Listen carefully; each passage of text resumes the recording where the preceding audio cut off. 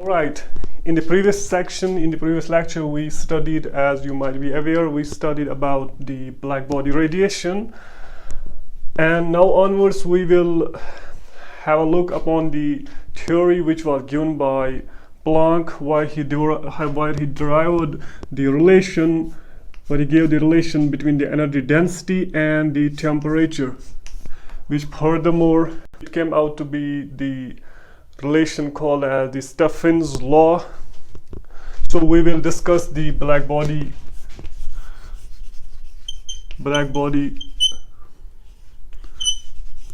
spectrum. Okay, but before that, coming to our main topic, we have to look upon the factor that from where Planck started.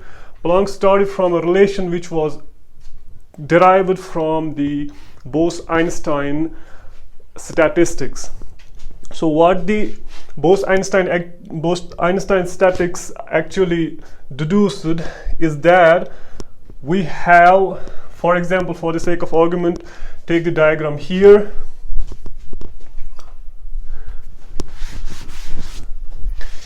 If we consider the phase space coordinate system wherein we take the momentum space, actually, for example, this is the momentum space wherein we have momentum axis, momentum is increasing or decreasing with respect to the origin. So we take the momentum space as consider a sphere around the origin here with p equal to 0 here, and as we go apart from the origin, the momentum increases. So if we take a spherical shell like this will be having some, for example, this is having some radius p here, and the outer shell, this is the inner shell and this is the outer shell of the momentum with p, and this will be having some momentum radius like p plus dp. This much quantity is dp. So our spherical shell will be inside the momentum of p and p plus dp. So this is our phase space in the coordinate system of momentum. What actually you might have already studied in the thermodynamics earlier also. We have in the thermodynamics, in the statistical thermodynamics, you might have seen the thermodynamic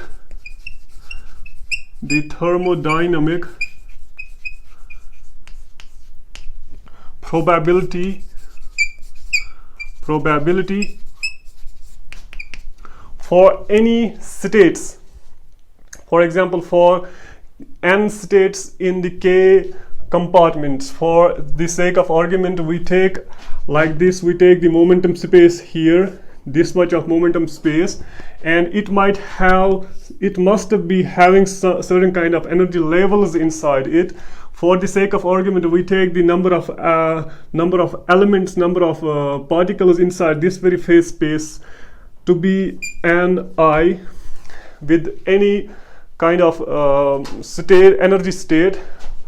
In the energy state I, it must be having certain kind of certain number of elements, certain number of particles with having some energy level Ui inside the phase space with the compartments, we can say inside this the different energy levels, say the number of those those are called as the phase space cells. You might have undergone these kind of definitions in the earlier class also, these kind of topics. The number of phase space cell, we will represent that by Gi for any space fixed state. Okay, the number of particles will be Ni, and in Gi phase space cells.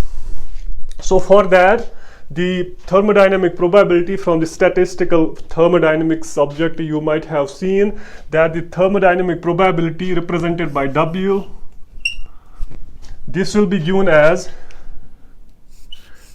it is given as, if you are facing any kind of difficulty, please let me know about that, because this very thing is already dealt in detail in the thermodynamics section, and you might have already studied about those very things in your earlier classes. So I am assuming that you are aware about these very definitions. Okay. Furthermore, if you feel still any difficulty, please let me know. I will give another lecture if you feel any kind of difficulty in the future time. But right now, I'm assuming that the students are aware about these very definitions. So the thermodynamic probability for such kind of stuff, where we take the momentum coordinates with certain kind of energy levels, having some number of particles inside it with some phase space cells, Gi. This is number of phase space cells. Like you can compare it with the compartments. So the thermodynamic probability is given as to be equal to, this is the multiplication running over from I is equal to 1 to K, where K is the total number of the compartment, total number of the phase space cells, multiplication running from this to this as N plus G, Ni plus Gi plus, sorry, it's minus 1 factorial whole divided by Gi minus 1 factorial multiplied Ni factorial.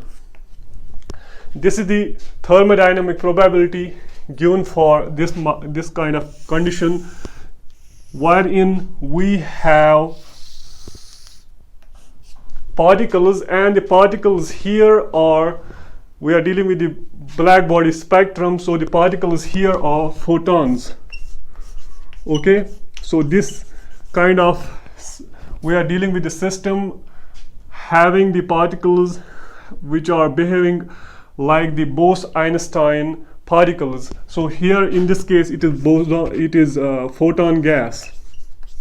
Okay, so we are studying actually the light, we are studying actually the electromagnetic radiations, that's called as the photon gas. So for any photon gas system, we have the probability, thermodynamic probability given by this very thing. So if we differentiate with this very thing, so upon solving it, you might have seen in the earlier classes, we can solve it furthermore, and we get, upon solving it, we get differentiation of this thermodynamic probability is equal to, upon solving, you will apply upon this very thing the Stirling formula also. You might have seen that the Stirling formula is for any number, the ln of that very number, if we apply ln of factorial of that, will be given as to be equal to n ln of n minus n. This will be the formula which is called as the Stirling formula, will be used here. And other thing, this when we apply log upon both sides, this very multiplication which is running from I to K will get converted to summation, because we know, you might have seen that something ln of A multiplied by B is equal to ln of A plus B. So when we apply the log, that is the natural log here, upon the multiplication A multiplied by B, it gets converted to summation. Similarly, when you apply the ln here, this multiplication will be converted into the summation process. Okay, so what we'll be getting upon deriving all this stuff, I'm actually concise and trying to make it concise as much as it's possible, because you have already seen these various kind of things in your previous classes. So we will be getting differentiation of ln of this thermodynamic probability, that is W, to be equal to summation, where our multiplication gets changed to summation, where summation is running from 1 I equal to 1 to k ln of n plus this ni plus gi, where the extra terms gets cancelled due to the use of this Stirling formula for n to be very, very large, ni gi minus ln of ni. So this will be the thermodynamic probability, where you get this very kind of thing. So why do we need this? We need this for the reason so that for any kind of black body, for example, this is our black body, we are having a photon gas inside this. Okay, so we need actually the number of photons present at any instant of time, present inside the black body, present inside the cavity which is acting as the black body here. So Planck took the use of these very formulas, where he then actually arrived at how we can deduce the number of photons and how we can deduce the energy affiliated with those photons inside the black body. So we get the basic formula from there, from our statistical thermodynamics, which will be like this. From now onwards, we will be using this very formula. Let me erase this first. Hope you are getting this and you are aware about it in your previous classes. Also, I am hoping for that. Furthermore, if you feel any kind of difficulty, kindly let me know. I will try my level best in the future. I told you earlier also that this quantum mechanics assumes that you have you have enough knowledge about your electromagnetism, good hold upon the thermodynamics. So that's why this kind of stuff will come in this subject. So this is our equation now for the thermodynamic probability, and let's assume that at any stage at any instant of time for any system, if we have the number of particles, say total number of particles is n inside this system, okay, and it's well known that different kind of particles will have different kind of energies. So let's suppose that this kind of energy level is having these kind of particles, another level is having this much of quantity of particles, and another level is having certain number of particles. So different energy levels will be having different number of particles inside it. A kind of state where the thermodynamic probability will be maximum. So that means there will be maximum number of particles will be available, will be present in that very energy state. Maximum number of particles present in some UI state, okay, having some energy U in that very state. So that very state is called as the most probable state, okay, most probable energy state, most probable energy state. And for that most probable energy state, if we draw the graph, for the sake of argument I will show it here. If we have the graphical representation like this along this axis we will take the ln of thermodynamic probability, that's ln of W. We'll be having the graph like this. It will be having certain kind of depth and certain kind of elevation. There will be a point where the thermodynamic probability will be having a peak. The peak value, what the state where it is having the peak value, this very state is called as the most probable energy level. most probable state. Okay, and for most probable state, if we apply the differentiation, and differentiation means you are aware about it, that differentiation is actually the slope of that very curve. Okay, differentiation at any point for a graph is equal to the slope of that very graph at that point. Slope of the graph at that point. For here we have the most probable state, so the graph, if we draw, actually the slope of the graph is given by the tangent of that very tangent at that point, is given by the tangent at that point, tangent at that point, and here the respective point is this very energy state, which is the most probable state at that point. And if we draw the tangent at this very point, what will be the tangent here? That will be parallel to the horizontal axis, like this. This will be the tangent to that very graph at this very point, and its slope is, what is the slope of this? Its slope is 0, because it is totally horizontal to the totally parallel to the horizontal axis. This is having the slope of 0.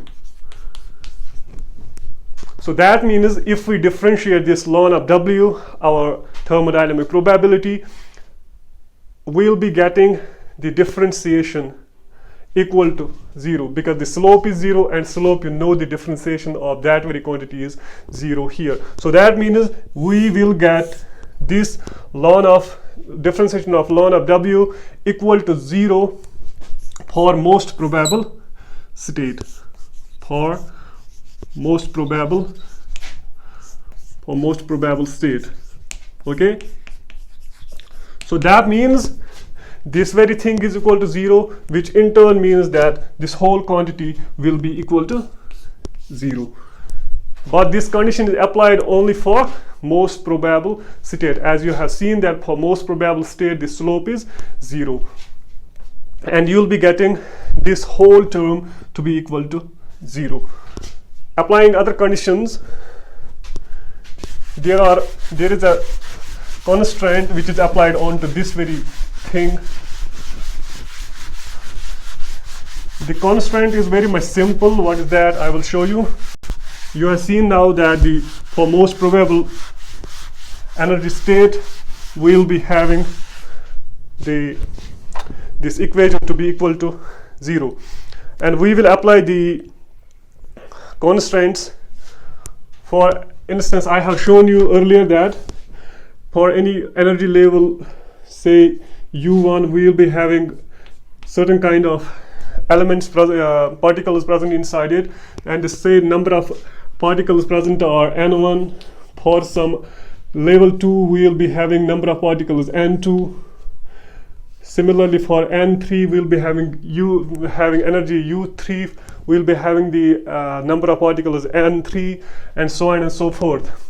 So we'll be having the total energy U equal to the, first I will elaborate it. For N1, for energy level U1, we'll be having N1 particles, so the total energy will be N1 times that much of U1 kind of energy associated with those particles. Similarly, with N2, with the energy level U2, we'll be having number of particles N2, so the total energy will be affiliated with that state equal to N2U2. But combining all of these states, we'll be having summation of these two states. Similarly, for the third state and fourth state and all other states, up till we get up to the kth state, where the particles residing in that state will be Nk. So the total energy of that very state will be Nk times Uk of that very energy level. So the total energy will be given to be equal to this very thing. But we know that for any system which is closed, the total energy is constant. That is, total energy of that very system is constant. say it is equal to some constant K. Okay, so that means in this case here we'll be having the total energy equal to total energy to be constant, to be equal to K. Okay, till now it is cool. So that means if we differentiate this very thing, this can be furthermore represented in the summation form as summation I running from 1 to K Ni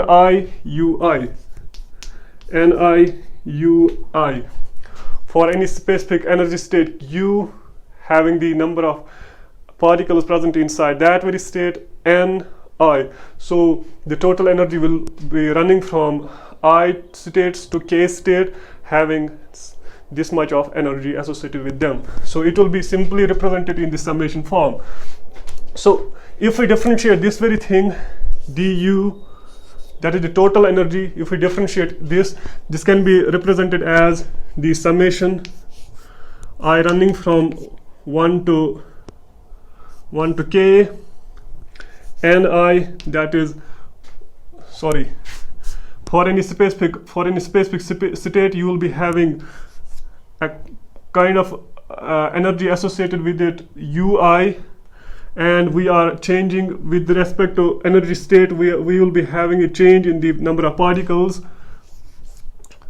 So we will be changing actually the number of particles here, that is differentiation with respect to n. Okay, but you know that the total energy is constant, and if we differentiate the total energy, that means change in the total energy is actually 0. There is no change in the total energy. So that means the differentiation of the total energy is equal to 0. That means this very quantity is equal to 0. Fine. Cool. Using this very equation now,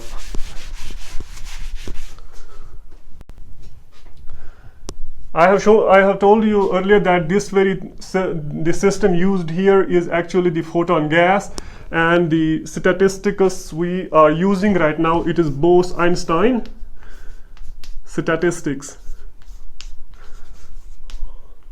Okay, you have seen this very thing in the previous classes. So our total change in the energy will be equal to 0. So this quantity will be equal to 0. So what I will do, earlier we got this very thing equal to 0 using the most probable state condition. So if I using the Lagrange multipliers, you might have seen in the previous classes also, these kind of problems can be solved by using the method of Lagrangian. Okay, what is that? It is simply, I will simply use it here. Try to keep it simple by multiplying this very thing, this very equation by beta. Okay, so what we'll be getting, multiplying this very thing by beta, and this beta you will as you go onwards you will see that this beta is equal to 1 upon kT, where K is Boltzmann constant and T is the temperature at which our system is kept at any instant of time. So what will be the result here? We will get beta times summation ui d ni equal to 0 from this very equation, because applying beta on both sides, here it is 0 already, we'll be getting 0, and multiplying here by beta we'll be getting beta times this very thing.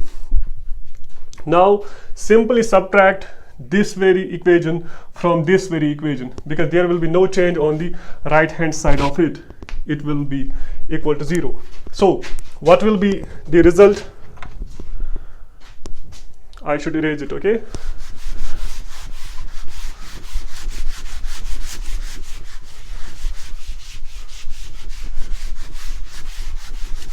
keep this very thing in mind, that beta equal to 1 upon kT. This will be useful in your future problems also. So what will be the result of this very thing? Summation. Now we will be getting, the result will be summation I running from 1 to k, ln of this, ln of ni plus gi minus ln of ni, ln of ni minus times goes subtracting, so we subtract this very equation from this, minus times beta, summation of, summation is running from I equal to 1 to k again, ui, the energy of the specific state, multiply d and I equal to 0 minus 0, that's 0, equal to 0.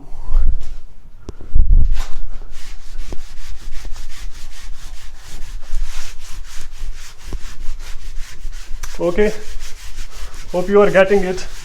It's very much simple, equal to 0. This is our equation which we have arrived at. So now we can solve it furthermore to get a simple result. Here we can use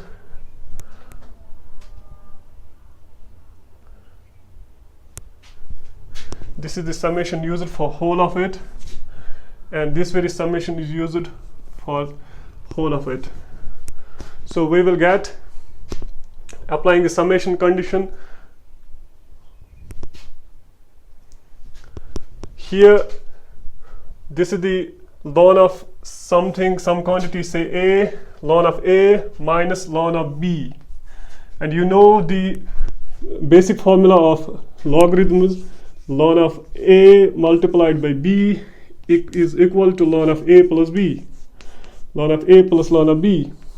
Similarly, if it is division, here we will get ln of a minus ln of b. So ln of a minus ln of b equal to ln of a divided by b. So here we will be getting, this implies summation I running from 1 to k, this ln of a minus ln of b will be equal to the ln of a, this is ni plus gi minus ln of b, that is equal to ln of a divided by b, whole divided by b, b is ni, minus beta times this very thing, minus beta times, and here we will write it as it is, ui dni equal to 0. This will be equal to 0. Since we are having this summation present over both of these terms here and there, after k, we will apply the summation over both of these so that we get a simplified version of this very problem. So we will get the summation over both these terms, that will be running from I1 to k, ln of ni plus gi divided by ni minus beta times, I think I am missing something. There should have been a term d and I somewhere, and that is, I have erased that very thing. There should have been a d and I here. Kindly rewind the lecture because I have erased it already. The formula which I have written earlier is having where we differentiated the most probability, thermodynamic probability, density probability function w, ln of w. At that time we will be getting this d and I, because we are differentiating with respect to that very number of particles, because number of particles is right now in the photon gas, that is in Bose-Einstein Statistics, number of particles is getting varied. That is, there is a change in the number of particles. Bosons are at every instant of time, some bosons are trapped, some are given out by the black body. So there will be a differentiation with respect to number of particles. So there will be a d and I in this very term. Sorry for that, I have mistakenly written these very equations without this d and I. You have to fix it out. So we'll be having d and I here, differentiation with respect to number of particles. So differentiating this very term is having this very d and I with it, here differentiation of ni with it. So we will take it out. We'll be getting beta of ui. Summation is fixed with, it is attached with both of these terms. We'll be getting beta times ui d and I with this very thing and this very thing, and we will take it out as here d and I equal to 0. Hope you are getting it. Cool. I hope this is very much simple. This is not some rocket science, it is simply the mathematics, basic mathematics. You are solving this very thing.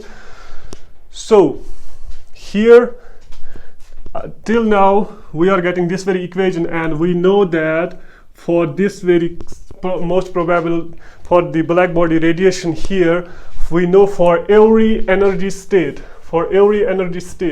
the number of particles Ni is varying. As I said, it is Bose-Einstein, following the Bose-Einstein statistics. This is a Bose gas or the photon gas, wherein a black body is continuously absorbing the photons as well as radiating the photons. As I have told you earlier, that black body is that body which absorbs as well as emits all kind of radiations possible. So at any instant of time, there will be the number of particles, that is the number of photons for any state, will keep on changing. So the number of particles present inside this very state will keep on changing independently. It will not be dependent upon this very state or other kind of states. So the variance in this very thing is independent of the other states. So variance in this d and I is independent of other states.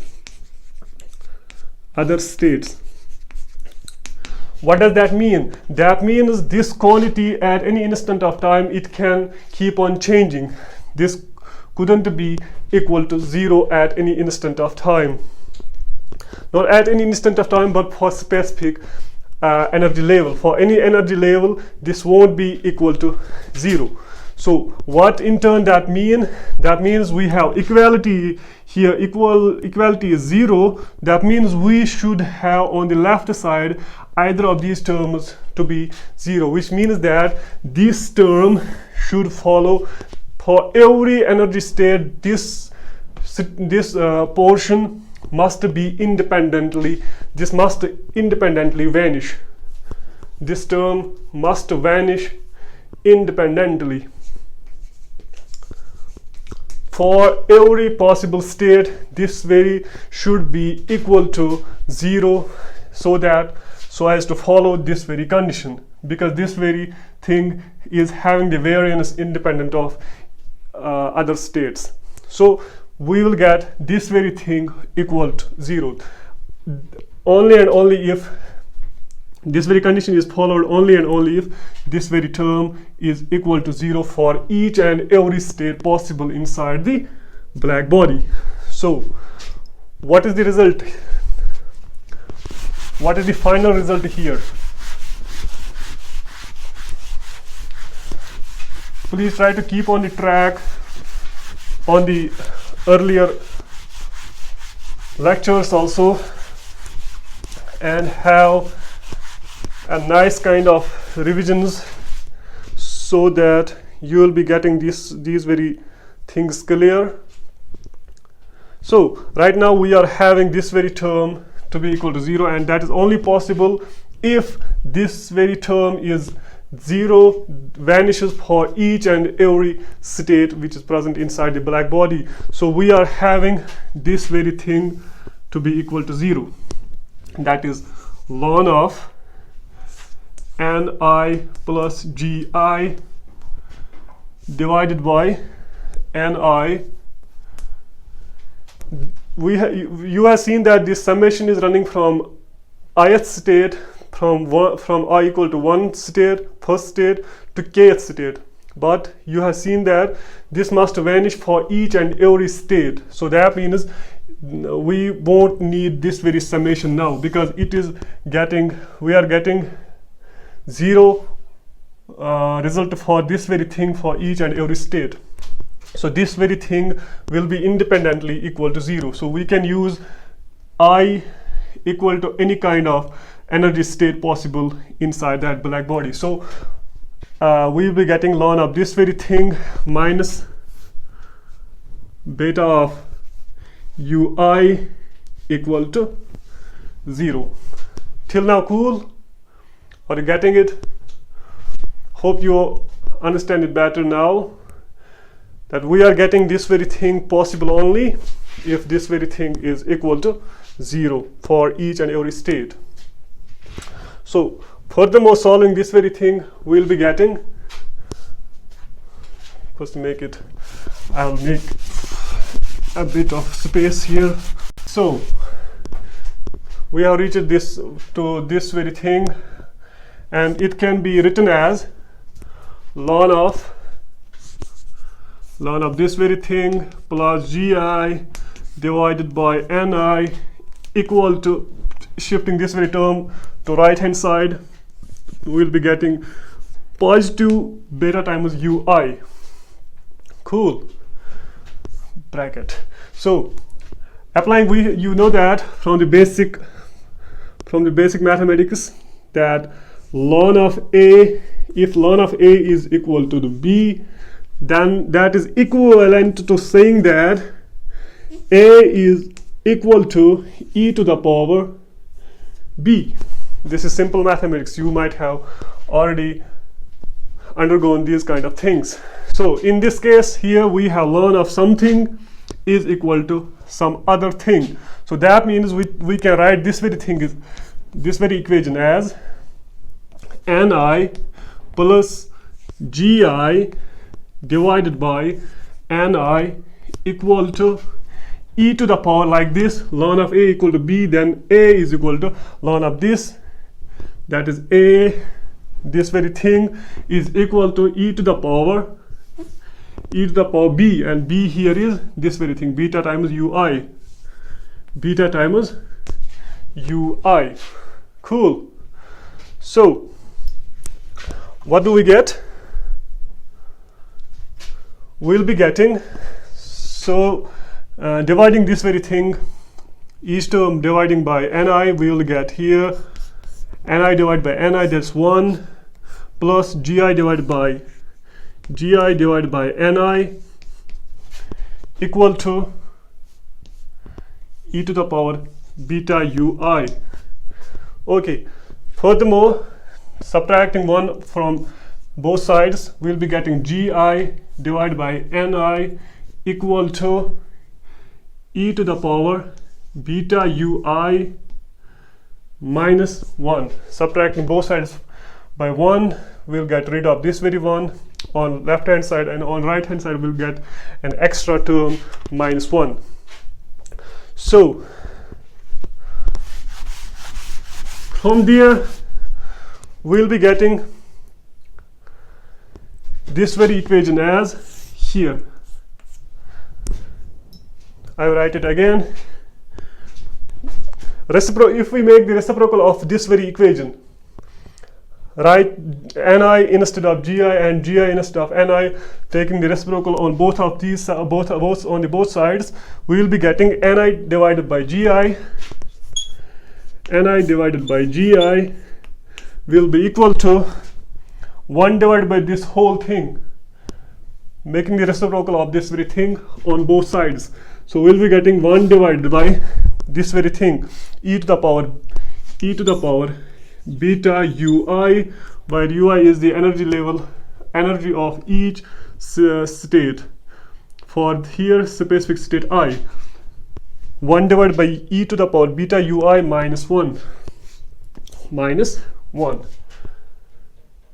or this can be written as n, that is the number of particles in a specific state, in the ith state, with the state having the energy level, having the energy equal to ui. So for that very energy level, the number of particles present inside that very energy state will be given as to be equal to, Ni will be equal to Gi times, where Gi for that very specific energy level is the number of phase space cells.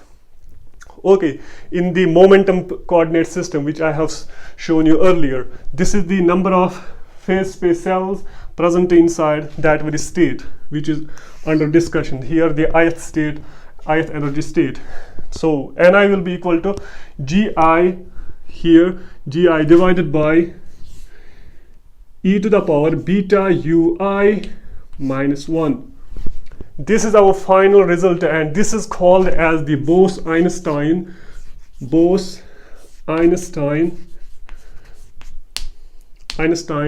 statistics for the number of particles present in the ith state.